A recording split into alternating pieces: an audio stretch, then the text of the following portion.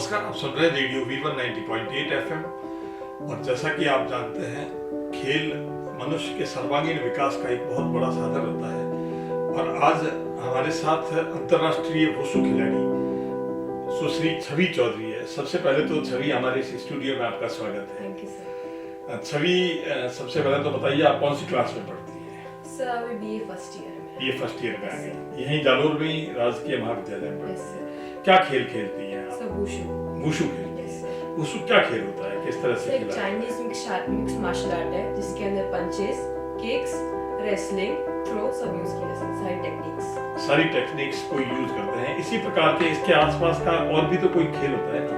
Sir जैसे कि kick boxing है, उसके अंदर बस थ्रो नहीं होते हैं। थ्रो नहीं होता है किक बॉक्सिंग में। और टाइक्वांडो जी, इसमें किकिंग होती है सर। किकिंग होती है। जूडो में केवल थ्रो होते हैं रेसलिंग टाइप में जी, ये सब गेम्स है सर। बिल्कुल बिल्कुल। ये आपने कहाँ खेला? अंतर्राष्ट्रीय स्तर पर आपने जालोर का नाम रोशन किया है। कहाँ खेला? सर मैंने सबसे पहले तो मैं गई थी मॉस्को गई थी रशिया में जी। और सर बांग्लादेश ढाका 2 जगह गई थी मैं। 2 जगह। और वहाँ आपने क्या जीता? Sir bronze medal. Bronze medal जीत गया। ये बहुत बड़ी बात होती है, क्योंकि आप एक लड़की है और लड़की को जैसे युवा अवस्था में आती है, माता पिता वगैरह घर से बहुत ज्यादा एक सामान्य परिवार से आती हैं, तो वहाँ दादा दादी, माता पिता, उनसे क्या सपोर्ट मिला या नहीं मिला? सर मेरे घर में बहुत उल्टा सिस्टम है। मेरे घर में उल्टा है ना, पापा स्पोर्ट्स के लिए मेरे को ज्यादा प्रमोट करते हैं। स्टडीज का भी कहते हैं ना सर, पापा कहते हैं कि जॉब्स लगना सर अभी जमाने में बहुत बड़ा एक हो गया टास्क है। पापा कहते हैं स्पोर्ट्स से नौकरी भी लग जाएगी तुम्हारे, तुम फिजिकली फिट रहोगे और खुद को प्रोटेक्ट भी कर सकते हो। इस जमाने में जिस हिसाब से इतने सारे रेप केसेस होते हैं, रात को सजा नहीं सकते अकेले, इसलिए सर स्पोर्ट्स इसलिए आपने स्टार्ट किया था मेरे लिए।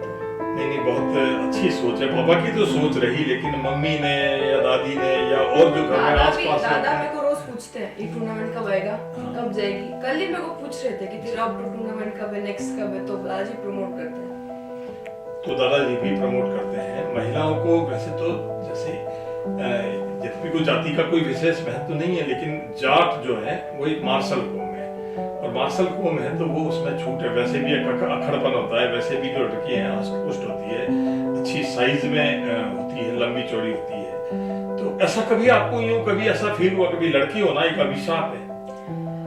सर मेरे घर में तो नहीं ऐसा फील कभी नहीं। जैसे समाज में आप रहती हैं, समाज में सर, और हर लड़की क्यों नहीं पहुंच पाती इस तक, तो क्या कहना चाहेंगे? ज्यादातर पेरेंट्स का सपोर्ट नहीं होता है जी। और ज्यादातर सर शादी कर देते, जैसे कि वो भी लड़की 21 की हो गई जी, लीगल एज तक उसकी शादी करवा देंगे, फिर उससे बस घर का काम वगैरह सिखा देंगे बच्ची को, फिर उसको आगे बढ़ने नहीं देते। अगर पढ़ा भी देते हैं पेरेंट्स तो उसकी जॉब नहीं लगने देते हैं, शादी करा देते हैं, और बच्चे हो जाते हैं तो ऐसे उसको जॉब छोड़नी पड़ती है। कितना काम करे लेडी अकेले।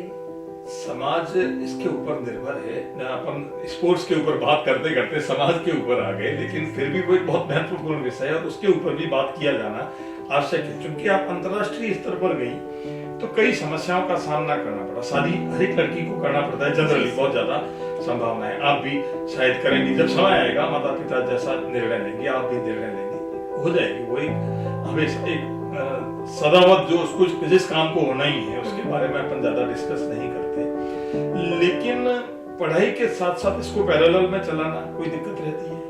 कभी कभी सर, जैसे कि टूर्नामेंट में जाते हैं हम लोग, हमारे नोट्स नहीं मिलते मेरे को ज्यादातर, मेरे को फिर कैचअप करना पड़ता है मेरे को। और ज्यादातर पढ़ाई का प्रेशर नहीं दिया मेरे पेरेंट्स ने बोला जितना हो उतना करो, बेहतर स्पोर्ट में फोकस करो, तब प्रेशर नहीं रहा। फिर प्रेशर रहता है एग्जाम के टाइम पे, ज्यादातर इतने सारे कवर करना पड़ता है, इतने चैप्टर देखने पड़ते हैं, तो थोड़ी बहुत प्रॉब्लम होती है। यद्यपि मैं कोई स्पोर्ट्स का बहुत ज्यादा अच्छा कोई खिलाड़ी नहीं रहा, लेकिन मेरा भी अपना एक मानना ऐसा है कि एकेडमिक क्वालिफिकेशन से आपने जो निर्णय लिया खेल के प्रति अपनी इस भावना और अंतर्राष्ट्रीय स्तर पर पहुंची, तो निश्चित रूप से कहीं न कहीं आपको जो आम लड़कियां हैं उससे आपकी फिजिक को ठीक रखना, खान पान को ठीक रखना, क्या कोई कॉस्ट भी इसमें अलग आती है? सर कॉस्ट में नहीं आती मेजरली सर, जैसे कि डाइट पे ज्यादा ध्यान देना पड़ता है हम लोगों को, प्रोटीन रिच डाइट लेनी पड़ती है, ज्यादातर हम खुद की बॉडी का ध्यान रखना पड़ता है, डेली मसाज करनी पड़ती है, कोई इंजरी हो जाती है डॉक्टर को दिखाना ही पड़ता है सर। हमारे रोज इंजरी होती है, कभी इधर निशान कभी उधर निशान।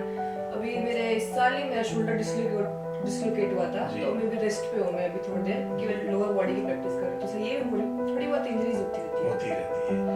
अच्छा, स्पोर्ट्स के बारे में एक आप तो एक विशेष वुशु खेल खेल रही है, लेकिन बहुत से अलग अलग तरह के हर बच्चा इतना फिजिकली फिट नहीं रहता, तो और भी कौन से खेल हैं जो हर बच्चे के द्वारा, हर लड़की के द्वारा खेले जा सके, और उनके बारे में आप क्या कहना चाहेंगी वो खेलें?